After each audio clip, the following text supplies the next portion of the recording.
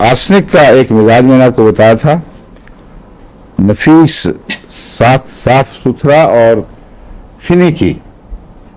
किताब मैंने भी यहाँ रखी ना आराम से, हालांकि मैं सल्फर का मरीज नहीं हूँ मगर आर्सेनिक का भी नहीं हूँ। अगर आर्सेनिक होता तो उसने यूं रखनी थी सीधी, यूं करके। अगर वो अंदर काम जाता और वापसी पे सलीम छेड़ के यूं कर चुका होता तो एकदम तबीयत में इश्तियाल पड़ी, क्या हुआ किसने ये ठीक कर दिया। इसको कहते हैं आर्सेनिक पेशेंट। और सल्फर, मेरी मेज देख लें आप, वो बावजूद इसके कि मैं जानता हूं मैं सल्फर का पेशेंट नहीं हूं, लेकिन ये जो अफरा तफरी है ना, वो वक्त की कमी की वजह से इतना इंसान को वक्त नहीं मिलता बाद दफा कि सलीके से रख सके, तो अंबार लगा देता है। ये जो बात है ये सल्फर का मिजाज नहीं है, ये यानी इस वजह से अगर हो, ये वक्त की कमी के एहसास की वजह से आहिस्ता आहिस्ता ये बीमारी बन जाती है। लेकिन सल्फर का मरीज जो है उसके साथ कुछ और अलामतें भी हैं। एक तो दरम बरहम चीज, हर चीज। दूसरा नहाने से नफरत।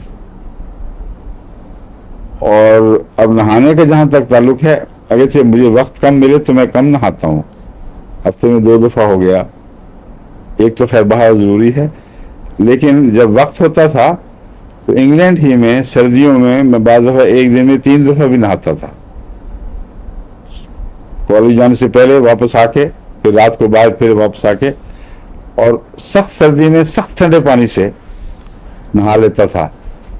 और उसकी वजह कोई मिजाज की बात नहीं थी, पैसे की कमी, क्योंकि वहां हर दफा पैसे डालने पड़ते थे और तब जाके पानी गर्म होता था। तो किस मुसीबत बड़ी थी, या आदमी खाना खाए या नहाए, तो इसलिए वो मैंने आदत डाल दी, मुझे कोई नहीं फर्क पड़ता था।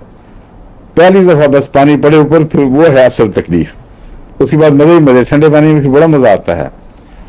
तो ये मैं आपको मिजाज बता रहा हूँ कि मिजाज के लिहाज से सल्फर को नहाने से नफरत होती है, और इस पहलू से ओपियम से मिलता है इसका मिजाज। अफीमी को भी नफरत है पानी से, नहाने से, और सल्फर को भी है।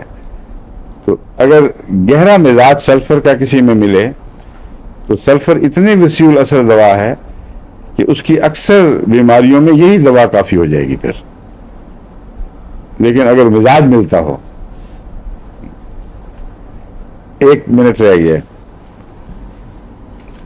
और दूसरा फिल्थी होता है, बदबूएं जिस्म से उठती, बगलों में पसीना बदबूदार, पाँव का पसीना बदबूदार, जुराबें एक दफे पहन के ऐसी बदबू छोड़ देती हैं कि अगर किसी आर्सेनिक के मरीज का सजदा सल्फर के मरीज के पाँव में आए तो मारा गया।